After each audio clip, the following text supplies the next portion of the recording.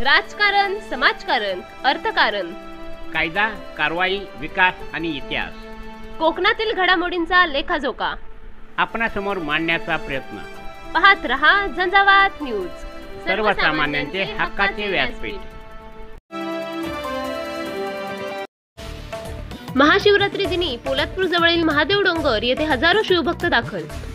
महाकुंभमेळा समाप्ती दिनी महाशिवरात्री औचित्य साधून सावित्री अमृत स्नानाचा शिवभक्तांनी लाभ घेतला.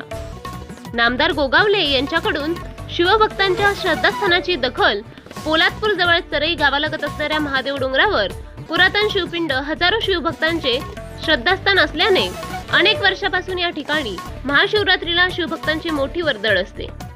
गेल्या 10 वर्षांपासून सेवेकरी शिवभक्त महादेव डोंगर यांच्या माध्यमातून या ठिकाणी पाऊलवाट करणे, परिसर स्वच्छता करणे व डोंगर माथ्यावर मंदिर परिसरात रंगरंगोटी रांगोळी काढून सुशोभीकरण करत शिवभक्तांचे स्वागत करण्यात येते.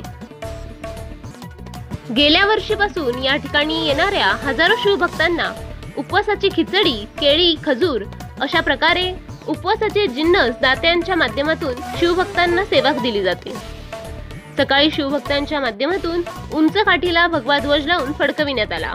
त्यानंतर या ठिकाणी शिवभक्तांकडून दुग्ध व जलाभिषेक सातत्याने दिवसभर चालूच राहिला. तर सकाळी 8 वाजता महाआरती करण्यात आली.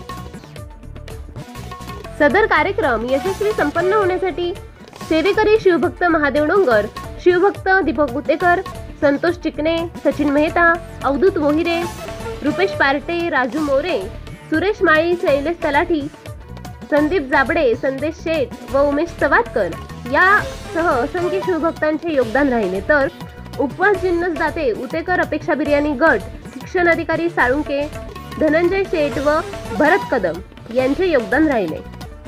या ठिकाणी सेवेकरी शिवभक्तांचे मार्गदर्शक सुभाषचंद्र अधिकारी, जागतिक दर्जाचे चित्रकार प्रमोद दीक्षित, ज्येष्ठ समाजसेवक नामदेव शिंदे, प्राध्यापक डॉक्टर सुधाकर जाधव, डॉक्टर समीर साळुंके, माजी नगराध्यक्ष निलेश सुतार, अभिजित शेठ व दापोली कृषी विद्यापीठ अधिकारी शेखर पालकर इत्यादींसह अनेक मान्यवर व हजारो शिवभक्त महादेव डोंगरावरील पुरातन शिवपिंडीला नतमस्तक झाले. झंझावात न्यूजसाठी संपादक सचिन मेहता, पोलादपूर. महादेवाचा डोंगर आतापर्यंत तसं पुढं कोण आलेलं नव्हतं, हे आज आपण तुम्ही सांगताय.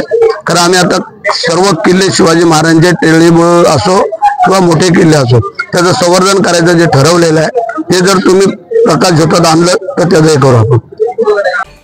कृपया झंझावात सोबत जोडून राहण्यासाठी लाईक करा, शेअर करा, सबस्क्राईब करा आणि बेल आयकॉनवर क्लिक करा.